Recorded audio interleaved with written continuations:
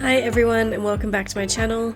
Today I'm sharing a very special colour pencil piece, a beautiful Border Collie portrait created using Faber-Castell Polychromos pencils. This is Oscar and he's sadly now passed over the Rainbow Bridge.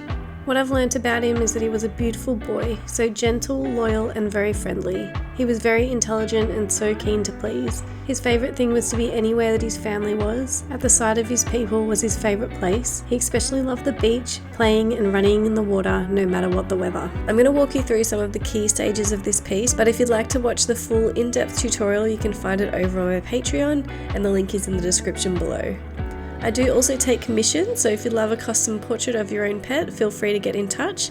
All the details are on my website. Before we jump in, I wanted to quickly introduce you to my own dogs. This is Ace. He's a black Cocker Spaniel cross beagle and he's just turned 15. And this little cutie is Lola, my lemon beagle who's almost 5. They definitely keep me company while I'm in the studio. And if you listen to any of my tutorials, you will hear them snoring in the background. Alright, let's take a look at how this special Border Collie portrait came together. I hope you enjoy it. So to begin with, we're going to put in the left hand eye using a really sharp black pencil just to lightly map in the outline and the darkest sections. And then just going in with a really light layer to fill that in. Using a soft white Holbein pencil just to put in the highlight section, make it nice and bright, and then we can start to go in and build up the colours, starting with the cold grey one as a base, the dark Naples ochre, adding in some of the light ultramarine, and then starting to get darker with the burnt sienna. Adding some of the dark Naples ochre will help that orange tone really stand out after you put the burnt sienna over it. And then I also add some of the light ultramarine into the middle section of the pupil to help bring out the blue tones in the eye, and then going over it really lightly with the black and using the cold grey one just to blend it all down. I then go in and add the next eye, same as we did with the first one. Adding both of the eyes down at the beginning just helps to give some personality, helps to give the piece a little bit of character so you know what you're working with. And then we can start to build on from this section as well. So it's nice to start to add in the fur from these areas that we've already put in. So when it comes to black fur, you need to pay attention to where you can see the highlights and the darker shadows in the fur. And then we're just going to go in with our cold grey one and put down a base layer where we can see these lighter sections. Then you can start to go over with a light base layer of the black.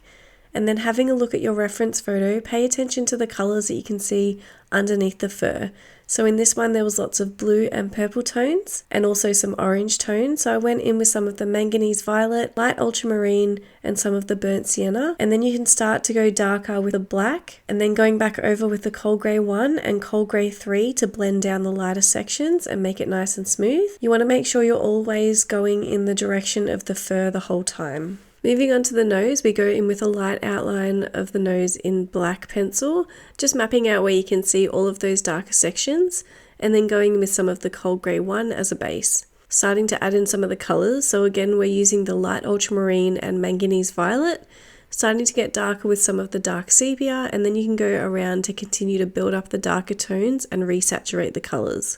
And then finally getting really dark with the black. To add all of those little details that you can see on top of the nose, we use a really sharp black pencil just to put in some little semicircles and circles to add that sort of texture, continuing to blend it down with the cold grey 1 and cold grey 3. Next we move on to the whiskers. So before we put any colour pencil down, we need to go through with our embossing tool to put the whiskers in. If you haven't used an embossing tool before, it's just a metal object that helps to indent the page, and it's great for whiskers and fine hairs. Then when you're going over with your cold grey colours, make sure to hold your pencil on the side and just lightly glazing over these lines, otherwise the pencil will go into them. Again, we're really lightly adding in the blue tones and purple tones as it helps to create depth and helps to be a cohesive piece by having all of the same colours throughout each section.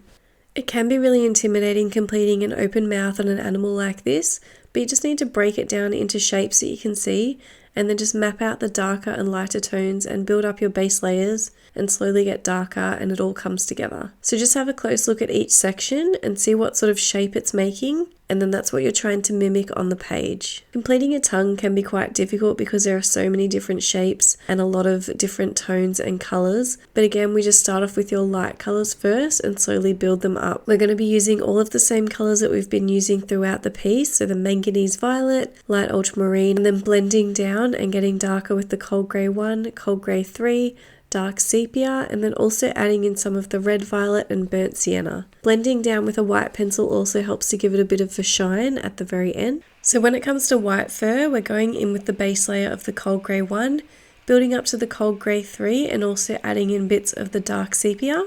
And yes, again, we are using the manganese violet and the light ultramarine, but just really lightly glazing it down. So you don't want it to look blue or purple, you just want a hint of this colour underneath the fur. And there was also some pinky tones in here, so I did use some of the beige red. Completing this sort of thing just means that you need to add a lot of layers. So you go in with really light layers so that you can build up the tones. Starting with some of the cold greys, building in some of the colours, adding more of the cold greys, and then just repeating this process. Then at the very end, I did use a slice tool to slice away some of those wispy bits, and you will find that a slice tool works better when you use really light layers on your paper. And then also went in with some of the white pencil. And then I usually like to give it a couple of days or leave it overnight just to see if I want to make any changes or anything with some fresh eyes. And then just making some final adjustments here and there.